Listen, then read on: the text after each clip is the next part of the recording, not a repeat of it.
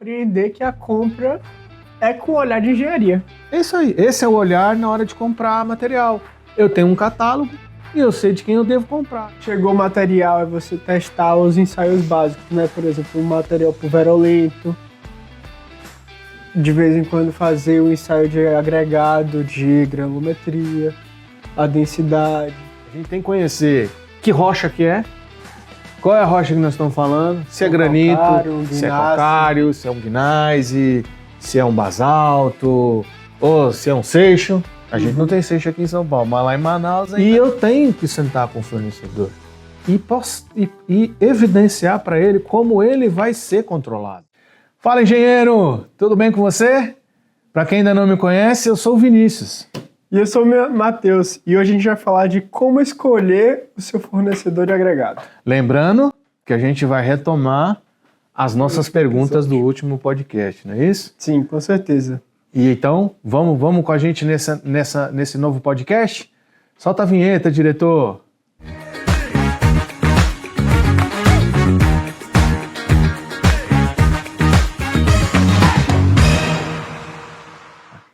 E aí, Vinícius? O fornecedor ele tem certificação do agregado, ele consegue te mostrar que ele tem um agregado que cumpre com as especificações que você precisa. Mas e aí? É só isso que precisa? O que a gente precisa mais? Matheus, na verdade, cara, o fornecedor, eu acho que ele tem que ter as especificações, ele tem que ter a certificação. Não quer dizer que sempre vai estar dentro dos padrões que você definiu na sua dosagem. Então, nesse episódio, acho que a gente tem que falar bastante sobre material, sobre agregado, para ficar bem claro para vocês qual é o nosso objetivo aqui. É realmente passar a nossa experiência, né? Então, eu costumo, como eu falei no episódio anterior, eu dou muita atenção para o fornecedor de agregado, tá?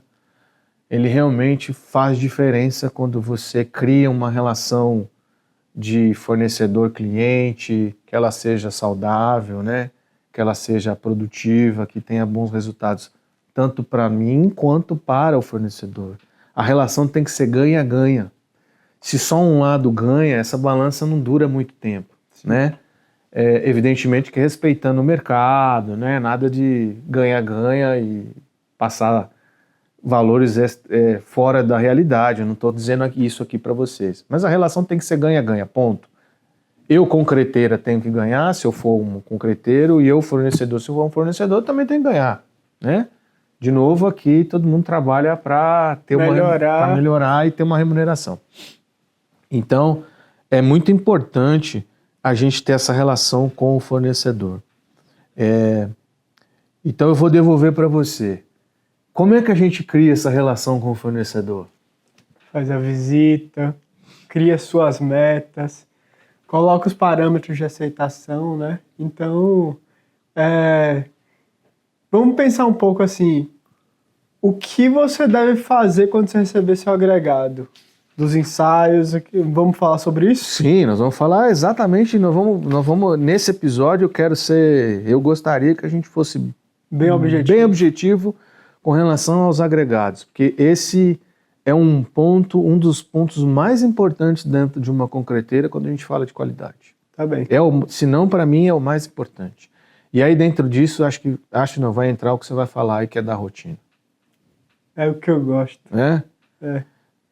Então, mas antes da rotina, e a gente já falou um pouco disso lá nos anteriores episódios, que foi sobre a gestão, se a gente já está com a equipe toda estruturada, a gente tem, de certa forma, uma rotina já estabelecida, certo? Certo. Então, quando a gente definiu as areias que nós vamos utilizar, os agregados, os graúdos, as britas, o cimento, os aditivos que nós vamos trabalhar dentro da nossa empresa, da nossa concreteira, qual é o passo que a gente tem que fazer agora? Que é o que você falou anterior aqui. É elencar porque a gente já desenhou qual é o potencial de cada um. Certo. Antes de definir do que vai usar, a gente tem que ir sempre no melhor. Mas antes de de definir o melhor, a gente tem que ir na origem. Tá bem. Então é visitar o fornecedor. Fazer a visita e conhecer Fazer o uma local. visita e conhecer o local. E o que nós vamos conhecer na visita? Tem o tal da capa de pedra, né? A gente tem que conhecer que rocha que é, qual é a rocha que nós estamos falando, se é granito, se é calcário, se é um gneiss, se é um basalto, ou se é um seixo. A gente não tem seixo aqui em São Paulo, mas lá em Manaus ainda tem um pouco de seixo. Tem regiões mais distantes que trabalham com seixo. Onde fica mais próximo de rio. Mas que é um material extremamente reativo. Então você tem que pensar nisso. Se é um reativo, você tem que trabalhar com algum cimento que na região normalmente tem para poder combater isso para os concretos, senão você vai levar um problema para o seu cliente. Isso é uma coisa conhecida no mercado, eu não estou falando... Eu não estou inventando a roda, isso não é uma novidade, pelo contrário, é um ponto que é extremamente solicitado nas grandes cidades, né, principalmente nos grandes centros. Obras públicas de grande volume, como metrô, rodovias, é exigência. Se você não apresentar relatórios que comprovem a não reatividade álcool agregado, você não aprova os teus traços, Sim. o seu fornecimento. Sim. Né? Então aí é a ideia do fornecedor ter a certificação dele, mas você também ensaiar para você comprovar, né? Isso. A gente chama de dupla certificação. É como a gente ter dentro de uma empresa, a gente ter a dupla verificação. Então você tem a sua internet com uma empresa, mas quando cai a internet você fica sem. Para você não ficar sem, você tem uma segunda internet que é um satélite. Então você tem uma dupla checagem, né? Seria como se fosse uma duplicidade. Nesse sentido, trazendo esse exemplo para o nosso lado como concreteiro, como fornecedor, essa relação que tem que ter, se o fornecedor tem o certificado da qualidade, ele tem controle de qualidade, faz os seus ensaios, a sua rotina, não é porque ele faz que a gente não deva fazer. A gente tem que ter o mesmo caminho. E o que é importante a gente trabalhar muito é que mesmo ele atendendo os requisitos de norma, que são os mínimos, e são que a gente tem que, no mínimo, Sim. ter de um fornecedor, é a gente criar os parâmetros. Sim. De aceitação. De aceitação, que é isso que você ia falar. Como é que a gente cria esse plano, esses critérios de aceitação? É olhando e não, eu quero tanto. Não, eu acho que isso aqui tá bom. Para mim tá bom. Ah, se for 30% acima, tá bom. É assim que a gente cria? Não, né? A gente tem que a gente vai criar com aquela rotina. É a rotina que vai fazer o quê? É você chegou o material, é você testar os ensaios básicos, né? Por exemplo, um material pulverulento. De vez em quando fazer o ensaio de agregado, de granulometria, a densidade. Quando você comprar o material do seu fornecedor, testar ensaio de matéria orgânica, certo. A reatividade álcali agregado. A reatividade álcali agregado é um ensaio mais complexo. Normalmente não vira rotina. Não é uma rotina, mas anualmente é importante você ter esse tipo de ensaio. E esse é um ensaio que o fornecedor é praxe dele ter nas grandes cidades. Se você está numa cidade que não tem esse caminho, e aí você pode conversar com ele, porque isso só vai melhorar para o fornecedor ter esse tipo de ensaio. Ele vai se documentar de uma forma significativa e poder oferecer para o seu cliente um trabalho de mais qualidade. E melhora também lá no final, na vida útil do concreto, lá daqui a 10 anos. Exatamente. Então o cliente, na verdade, final não é só o cliente, o construtor, né? Vira, na verdade, que é o último parâmetro lá no final, né? Que é o cliente que a pessoa que está morando lá. Que adquiriu o imóvel. Então não é aquela reclamação do construtor em relação a trabalhabilidade não deu, a resistência não deu. Aí você já entra 100% em durabilidade. Você entra no problema final lá, você vai ter alguma coisa de uma reação no concreto, de uma permeabilidade no concreto para agentes agressivos e assim vai. É importante a gente criar os parâmetros, somando com o que o Matheus falou. Por quê? Porque os materiais, eles têm materiais que vêm de forma natural, né? Você extrai de um leito de um rio ou de uma cava, e você não tem como classificar. É do jeito que ele sai, você lava, classifica ele até um certo ponto e é aquilo que a gente tem para usar. Então, como vem de forma natural, ele tem variações. Então não adianta você comprar uma areia de quartzo, eu vou dar um exemplo mais específico, que você ensaiou e ela deu módulo de finura 1.2, aí deu pulverulento 0.9 e as densidades habituais, né, massa específica e massa real e aparente, 2,63, 2,62, 2,64 para 1,5, 1,6, 1,55, que é aparente. Se você fez ela seca ou úmida, que esse é outro parâmetro que a gente tem que tomar cuidado, né? Porque no laboratório a gente seca o material para ensaiar, mas nós não recebemos o material seco. Lá. Então é importante a gente ter um ensaio da granulometria, tanto seco quanto úmido, para entender as densidades, porque, como eu falei no episódio anterior, a gente adquire material por peso. E nem todas as concreteiras têm balança. Então você tem que ter um controle de densidade. Isso é muito importante. E vem da onde? Vem da rotina do laboratório de fazer esses controles. Então você tem que criar essa rotina. Nessa rotina que você cria, você vai estabelecer os limites de variações. Sim. Então, a minha areia que eu defini agora de 1,20, ela pode variar quanto? Ela pode variar de 10% para baixo e 10% para cima. Então ela pode chegar a 1,18 e no máximo 1,22. Então você cria uma faixa limiar, limitando superior e inferior, e você trabalha com teu material dentro daquela faixa. Sim. Então você criou um parâmetro. E pulverulento? Bom, pulverulento, a norma diz quais são os limites do pulverulento. Alguns definem que pulverulento até 3% é aceitável. Eu discordo, mas isso é um posicionamento meu pessoal, não é o que está escrito. E já tem muita... E a gente consegue provar, dependendo do material, que depois de 1% a absorção de água é muito maior.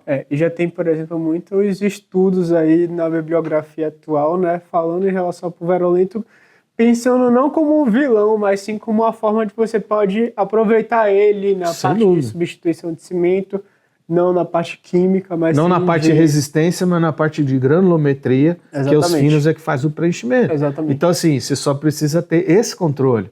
Mas se eu não tenho de menos de 1% e é 1,5% e ele sempre é 1,5%, ok, tudo bem também. A gente vai usar isso aqui para fechar o empacotamento do traço. E então, aí, desde a hora que você está comprando o material, é algum combinado que você tem que fazer com o fornecedor. Então, porque não adianta eu criar esse parâmetro e guardar na minha gaveta. E a hora que chegar o material, eu falar, fornecedor, você não está me fornecendo aquilo que você combinou comigo. Então, o que eu estou querendo dizer aqui é o seguinte, eu defino um padrão para o material aprovado. Eu coloco desvios, eu adiciono desvios que não vão prejudicar a minha composição do concreto. E eu tenho que sentar com o fornecedor e evidenciar para ele como ele vai ser controlado. Sim. Né? Porque todo jogo que a gente dita as regras, ele flui. O ruim é quando a gente muda a regra no meio do caminho. Combinado não é caro. Combinado não é caro. Então, se eu definir que o meu material vai variar 10%, eu pus 10% aqui por um exemplo. Você pode colocar a variação daquilo que você está ensaiando. Se você tem uma gama de ensaios daquele produto e você consegue, ao longo do tempo, criar um histórico e saber quais são os limites máximos e mínimos, você cria o valor também. Mas quando você não tem, você tem que colocar um percentual. Por exemplo, enquanto você não tem histórico, você adiciona um percentual e admite uma falha. Não é uma falha. Mas você vai trabalhar os teus traços com essas dimensões e não com uma linha única, porque isso é impossível, ele está sempre te atendendo ali. Então você tem que ter, exatamente, você tem que ter o máximo e o mínimo. Eu falei da areia porque ela é natural, mas isso também acontece com as britas, que você tem uma condição muito melhor de classificar elas, e ela também acontece isso. Sim. Porque, por vezes, a peneira abriu ou desgastou, e aí aquele período a brita ficou maior. E se ninguém reclamar, o produtor Ele vai deixar. ele vai tocar, entendeu? Ele vai deixar. Ah, mas é maldade? Não, às vezes ele também não está vendo o que está acontecendo porque está produzindo. De novo, sem controle a gente se perde, por isso que é bom ter o controle, e é por isso que tem que ter a dupla checagem. Se o cara tem certificação e você tem controle, você pega ele. Ou ele te avisa antes, ou um ou outro. Então isso é super saudável, né? É uma relação saudável. Então, criei parâmetros máximos e mínimos e vou conversar com o meu fornecedor. É sentar com ele. E aí é que eu digo que a relação não é comercial só. Aí ela tem que ser maior que isso. É técnica, né? É técnica. Como é que você vai me entregar? O transporte é seu? É terceirizado? Qual é a sua logística? Como é que nós vamos precisar? Nós vamos precisar de X toneladas por mês, que eu acho que é o melhor caminho, a gente sempre ter a quantidade mensal e ter pelo menos um planejamento trimestral para esses fornecedores. Ah, mas eu estou começando hoje. Ok, de novo, nós temos que criar histórico. Então, se a gente está começando hoje, a gente tem que dar um mínimo. Pelo menos naquele mês a provisão é tanto. E aí o fornecedor se prepara. Então, assim, tudo isso está lá atrás, lá no planejamento. Se eu planejei isso aqui, a probabilidade de erro é menor. Ela pode ocorrer, mas ela é menor. Pô, Vinícius, você está falando uma coisa aqui que é impossível. Não é impossível. Não é impossível. Às vezes falta boa vontade. A boa vontade de sentar e planejar pode ser demorado. Na primeira vez, na segunda vez, na terceira vez, na quarta, vira uma rotina. E essa rotina de planejar só vai trazer benefícios para você.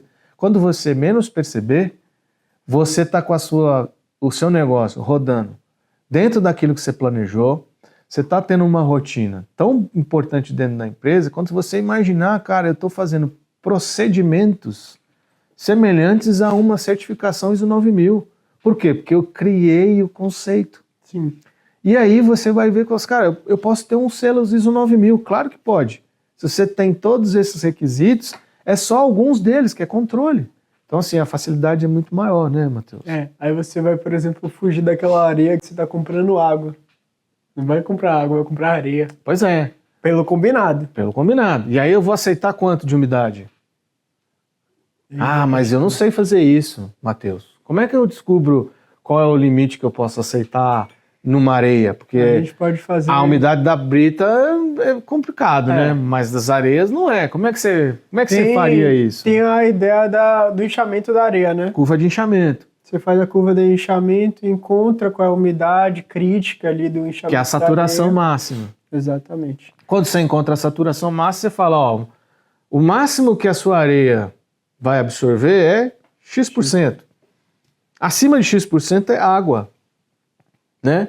E aí não tem sentido a gente comprar água por peso. A gente compra água por volume. Já fazemos isso com aquilo que a gente compra. Ou se você tem poço, ou se vem com a água do abastecimento público, você paga por metro cúbico. Exatamente. Né? É você, concreteiro, ser esperto e entender quais são os parâmetros que você tem que definir para você não sofrer. Não sofrer e não ser pego de surpresa. Poxa, mas fechou o mês aqui, eu tô com falta de estoque de X toneladas de areia. Cara, mas por que você tá com falta? Vamos revisar o processo.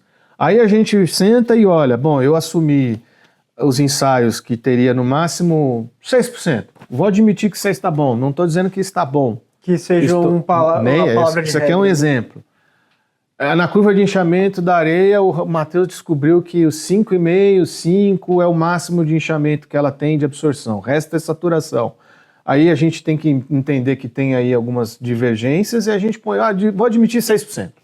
Só que durante aquele mês, o nosso pessoal recebeu areia com 9, com 10, com 11, com 12. Parece óbvio que eu estou falando, né? Poxa, mas quem é o maluco que vai receber com 11? O caminhão chorando. Tem. Acredite, tem. Não precisa nem tirar a umidade. Quando uma carreta encosta na sua empresa e depois de 10 minutinhos ela deixa um montinho de areia no chão, pode correr lá, porque essa areia está no mínimo com uns 8, 9%.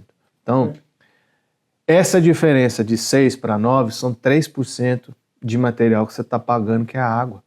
E não tem material, né? Porque não vai bater com o peso da balança. Então, se você tem balança, acabou o problema. Você não vai ter problema. Você compra por peso. Se tem água ou não, você só vai descobrir se a umidade está alta, e você vai descontar a água e falar, ó, eu te pago até 6%, a diferença não é minha, é problema seu. Então, você, fornecedor que está me ouvindo, tem que tomar esse cuidado e saber que isso vai acontecer. Então, aqui eu não estou atirando pedra nem na concreteira e nem no fornecedor. Eu estou colocando um problema que é comum e que vocês precisam estar atentos para que no futuro não haja divergências. Sim. E tudo que foi tratado antes sai barato. Então, se eu negociei com você, nós acertamos, próximo passo, sugestão, faça um contrato. Faça um contrato com o seu fornecedor. Qual é a dificuldade de fazer um contrato? Volume, preço, qualidade. O que sair desse desvio, tem que sentar e ver. Nós estamos com um problema, temos que resolver. Uhum. Tudo vem do planejamento. Às vezes até a areia ela não sai de lá do porto com aquele caminhão caindo a água, mas no caminho que a areia vai compactando dentro do caminhão também, aí a água vai escorrendo. Exato, porque dependendo da distância que você compra do seu fornecedor, porto de areia, né? Há uma compactação. Com certeza. Né? E a gente chama de empolamento, que é o nome. Então, quando você escava, quando você vai colocar no lugar, sobra terra ou sobra areia, né? Quando eu falo de escavação, não estou falando da areia, estou falando, por exemplo, de argila, né? Você vai escavar um terreno. Sempre sobra, por quê? O empolamento solta. Sim. Então isso que acontece. Por isso que dos anos passados para cá virou tudo em tonelada, por causa do empolamento. Uhum. Sempre deu sobra. E hoje as sobras são menores. E ponto. Pode discordar do que eu estou falando, mas essa é a realidade. As sobras são menores. E aí o que acontece? O fornecedor tomou providências para se adequar e o concreteiro tem que fazer a mesma coisa. Então isso que eu estou querendo dizer é que vocês têm que trabalhar juntos. Aquele que não trabalha junto cria problema e compra preço, não compra qualidade. A gente só falou da areia. A brita é igual. Exceto a umidade, a brita é igual. Uma coisa aqui que é muito interessante que a gente não vai nunca aprender na faculdade. A gente aprende todos sobre esses ensaios todos, mas tudo que a gente está falando aqui, a gente não vai estar lá na faculdade em si, de como é que você está comprando aquele material, como é que ele está chegando. É experiência de vida, né? Bom ponto esse, Matheus. Gostei dessa sua colocação. Você é um menino, vou chamar de menino, mas você é um rapaz que acabou de sair da universidade. Você formou tem o quê? Um ano. Um ano. Fez uma excelente universidade, né? Tem uma formação acadêmica muito boa. Robusta. Você fez aí uma liga acadêmica. Uma liga, você veio de uma liga, mexeu com concreto, por isso que está aqui, né? É. Isso que nós estamos trabalhando junto. É da onde começou a paixão. É uma paixão, o concreto. E o que a gente aprende na faculdade, é importante você falar, não desmerecendo a seu acadêmico, mas ele te deu base. Sim, é tudo. Mas essa base não é o suficiente para você fazer outras coisas, ela só te dá um empurrão, ela te deu conhecimento. Uhum. Com esse conhecimento, você tem que pôr na prática. E a prática é o que a gente está falando. Era bom você falar um pouco disso.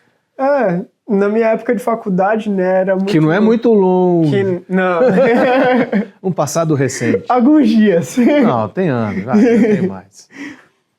A gente olhava muito pro material, aquele material que já estava seco ali no...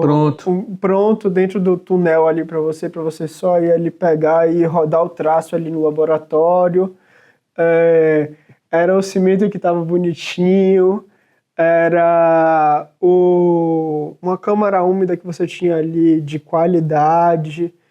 Então foram muitas coisas que criaram uma base de conhecimento sobre técnica para mim, mas essas experiências de vida que a gente está conversando aqui... Nesse um ano que você está aqui comigo, são as experiências de campo.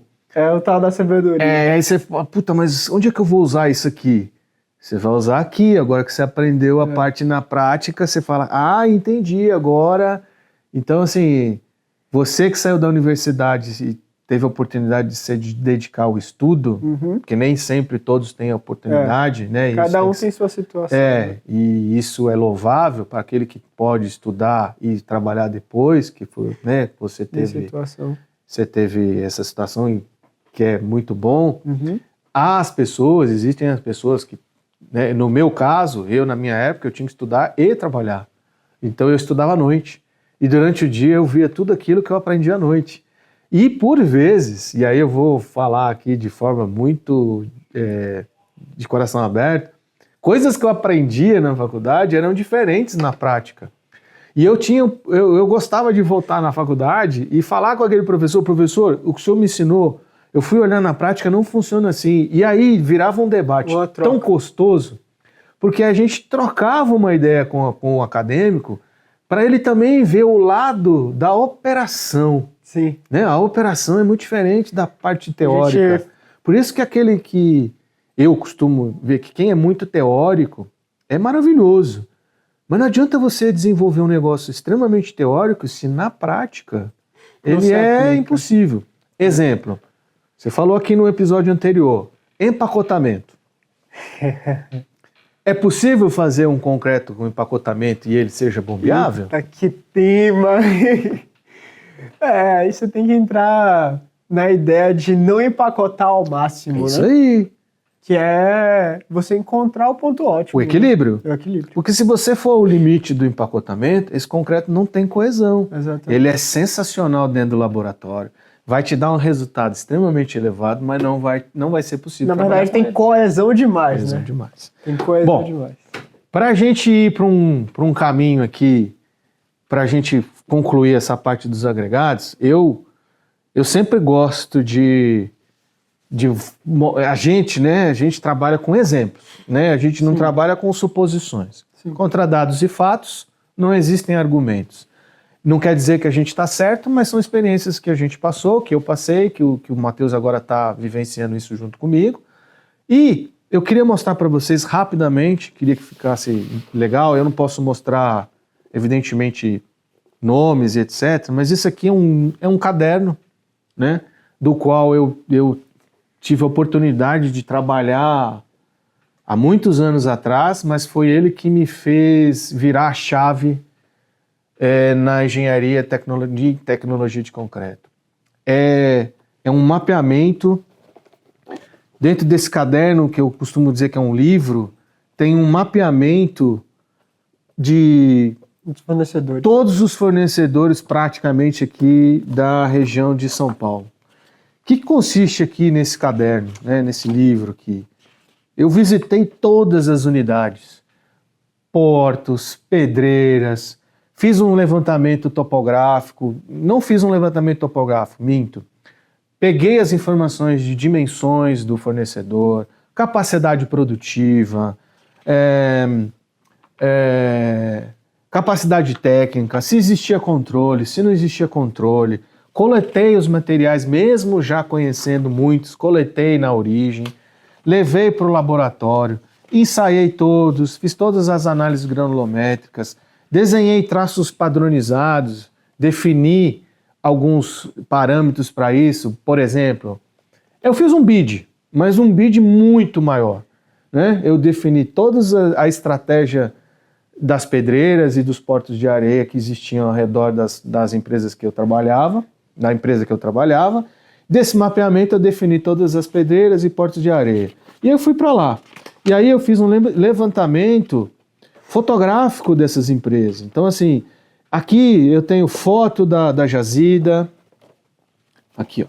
Tem uma foto de uma jazida, né? Que mostra o tamanho da rocha, quanto que ela tem ainda de extração, quanto dura, quantos anos, os equipamentos que lá existiam, se eram fora de estrada, né? Que nem se usa mais, na minha época ainda tinha. A estrutura em si, se eles tinham algum tipo de equipamento para fazer arredondamento. Aí essa foto aí a gente olha exatamente o ponto que é mais chave quando você está trabalhando com o fornecedor, de você querer manter o mesmo fornecedor, se ele tem a capacidade. Se ele tem a capacidade de absorver as suas necessidades, né? Então aqui, por exemplo, esse fornecedor tem Barmac. Então os agregados desse fornecedor tinham um diferencial. Eles eram mais arredondados. Então, esse material arredondado vai ajudar melhor no fechamento dos traços, né? Quando você ajusta a curva precisar mais água, menos água. Exatamente. Também. Então, aqui é uma rocha calcária, qual é o desempenho dela? Enfim, gente, isso aqui é só um exemplo daquilo que a gente está falando aqui. É esse tipo de trabalho que a gente tem que fazer com o fornecedor. Exatamente. E isso, a gente ganha uma credibilidade tão grande e a gente ganha um conhecimento que é para a vida toda. Isso aqui foi feito em 2005. Eu ainda estava engatinhando. Esse trabalho, ele me proporcionou um crescimento enorme dentro da empresa que eu trabalhava. Eu era um responsável técnico. Com esse trabalho, eu promovi dentro do grupo um crescimento gigantesco em termos de controle. E eu fui apenas um exemplo para ser adotado na empresa. Aí aqui é um exemplo... Essa empresa até hoje tem esses controles, é uma das melhores empresas para mim ainda, foi uma escola para mim. Eu não vou ficar dizendo os nomes, que eu acho desnecessário, mas foi uma empresa que me ajudou muito no meu crescimento profissional. E esse momento aqui foi a virada de chave minha. E foi onde eu mais cresci profissionalmente. Então, assim, sugestão, faça um trabalho desse para você, só vai engrandecer o seu negócio. E o resultado vai ser extraordinário, minha sugestão. E aí é compreender que a compra é com o olhar de engenharia. É isso aí, esse é o olhar na hora de comprar material. Eu tenho um catálogo e eu sei de quem eu devo comprar. Isso aqui na mão do seu comprador faz o quê? Facilita o trabalho dele. Exatamente, ele sabe o que ele pode comprar e o que você mais espera que ele compre. Qual seria a prioridade que ele quer. Olha só, o fornecedor X nos vai deixar esse mês porque ele vai parar para uma manutenção. Qual é o próximo? Está lá no nosso catálogo. Fornecedor Matheus. O que nós temos que fazer? A parte de engenharia. Ligar para o Matheus. Matheus, nós vamos buscar um aumento de volume e tal. A gente quer fazer uma nova visita, mesmo estando no seu caderno. Faça uma nova visita. Vá lá, sente com ele.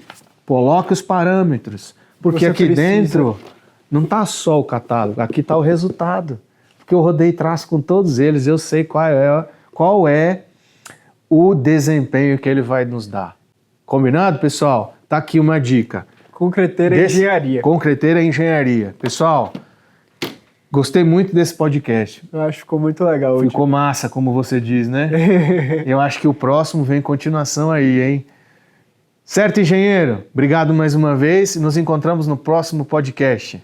Lembra de curtir, compartilhar, comentar e sugestões pra gente. E não esquece que no rodapé tem o nosso WhatsApp. Qualquer dúvida, manda pra gente que a gente responde. Entra em contato com a gente. Então é Obrigado, isso. gente. Valeu, tchau, Valeu, Matheus.